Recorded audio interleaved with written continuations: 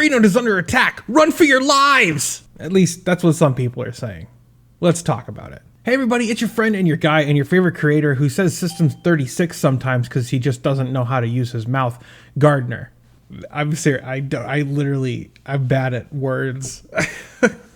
Now, you might have heard about what's going down over on Freenode. If you haven't, let's talk about what Freenode is, first of all. Freenode is the largest host of internet relay chat channels in the world. IRC, as they call it. One of the oldest chat protocols in the world that's still in use. And Freenode's channels are often act as like a backbone of communication for open source projects the world over. They have 50,000 or more registered channels and 90,000 or more registered users, at least according to their website. So just a few days ago, a large number of Freenode's volunteer staff have resigned from their positions because of the Crown Prince of Korea. Now, if you haven't been following this, that sentence might not make a whole lot of sense. So let's unpack it. First, the whole Crown Prince of Korea thing.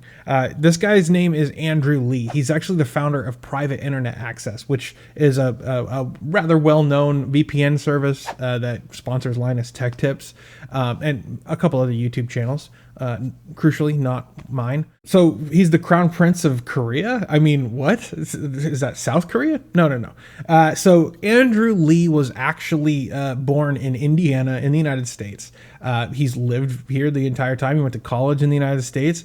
And in 2018, a man named Yi Sok, I'm really bad at pronouncing other languages names, so apologize for that.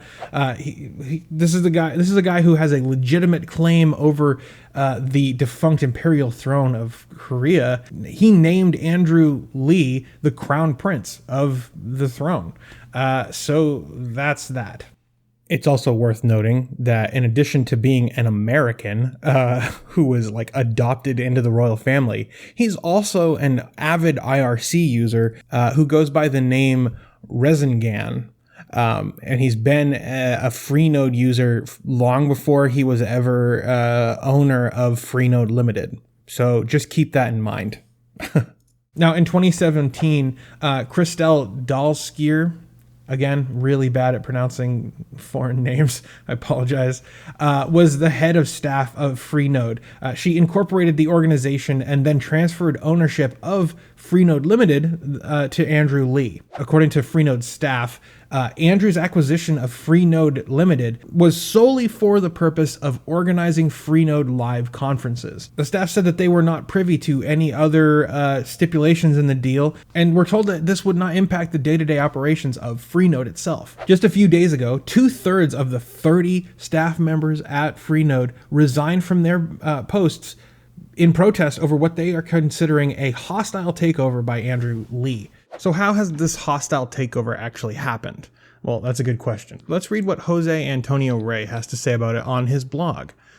He says, some time ago, the former head of Freenode sold Freenode Limited, a holding company, to a third party, Andrew Lee, under terms that have not been disclosed to the staff body. Mr. Lee at the time had promised to never exercise any operational control over Freenode. In the past few weeks, this has changed. You see, we have footnotes 1 and 2, and the existence of a legal threat to Freenode has become apparent. We cannot know the substance of this legal threat as it contains some kind of gag order preventing its broader discussion within staff. Okay.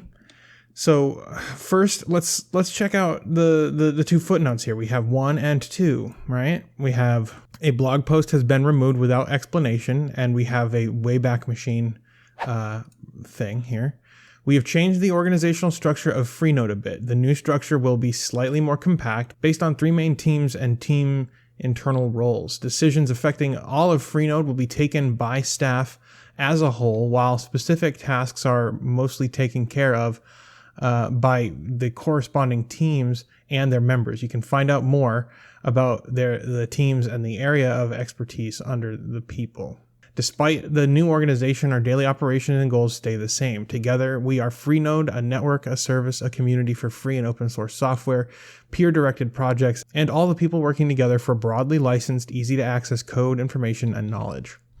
Okay, so reorganization by a guy named Fuchs. I'm going to say Fuchs. Okay, so that blog post was removed without explanation.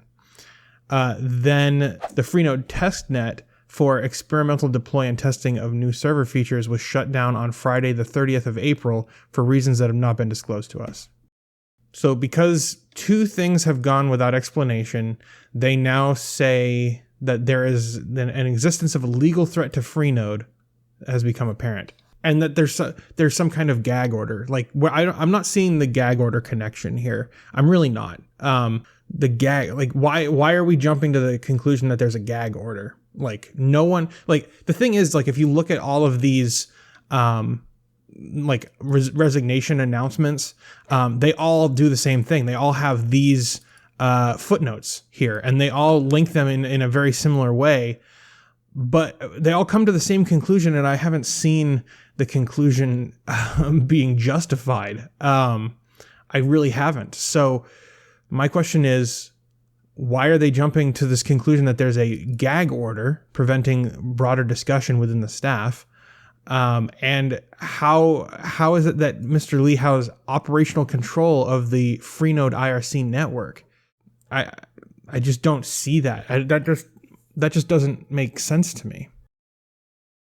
Now, the Register actually reached out to Andrew and asked what's going on. And he said, I've been providing financial and infrastructural sponsorship through one of my companies to Freenode for the past 8 years. While it had been discussed previously, Christelle reached out in 2017 asking if I would be willing to acquire the company and fund it more dramatically.